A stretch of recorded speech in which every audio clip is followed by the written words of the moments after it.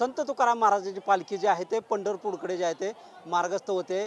वारकरी जे आहेत ते विसाव्यावर थांबल्यानंतर जे आहे ते वेगवेगळे खेळ आणि विरंगुळा करत पाहायला मिळतात। आपण सध्या माळुंगमध्ये या ठिकाणी आहोत। या ठिकाणी पाहिलं की ही जवळपास जे आहे ते 100 किलोचा जो दगड आहे तो अनेक वारकऱ्यांनी उचलण्याचा प्रयत्न केला, परंतु गेले 3 वर्षापासून या वारीमध्ये सहभागी असलेला तरुण जो आहे तो हा गोटी उचलतोय। काय तुझं नाव काय, गाव कुठलं? गणेश जगम पोटे, राहणार दळेगावन, तालुका जाफराबाद, जिल्हा जालना। काय सांगशील? अनेक जण या गोटी दगड उचलण्याचा प्रयत्न करत होते, परंतु यशस्वी होत नाही। तुझं नेमकं कितवं वर्ष आणि कसं काय, प्रेरणा काय देत? मी 3 वर्षापासून गोटी उचलतो, वर्ष 7वं आहे मला वारी करण्याचं। तर कोणी म्हणतं प्रेमाळ मनानं उचलायला पाहिजे, काही त्याच्याकडे मागायला नाही पाहिजे। मागलं तर मग काहीतरी समजा उचलता येत नाही गोटी ती। तुम्ही शुद्ध मनानं कधी मागितलं उचललं ती। काय नेमकं काय मागितलं शुद्ध मनाने? नाही, मी मागत नाही काही, फक्त असं प्रयत्न करतो बस।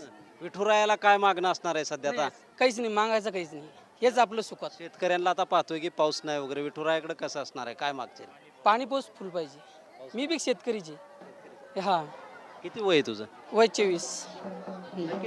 आपण पाहतोय की 24 वर्षीय युवक गेले 3 वर्षापासून जे आहे तो हा दगड उचलत असून प्रेमळ मनाने जर आपण हा उचलला तर नक्कीच आपली मनोकामना पूर्ण होते व हा दगड उचलण्याचे जे आहे ते त्यानं यशस्वी प्रयत्न देखील केल्याचं या ठिकाणी आपल्याला पाहायला मिळालं आहे। कॅमेरामन विकी चव्हाणसह शीतल कुमार मोठे, TV9 मराठी, माळुंग, सोलापूर।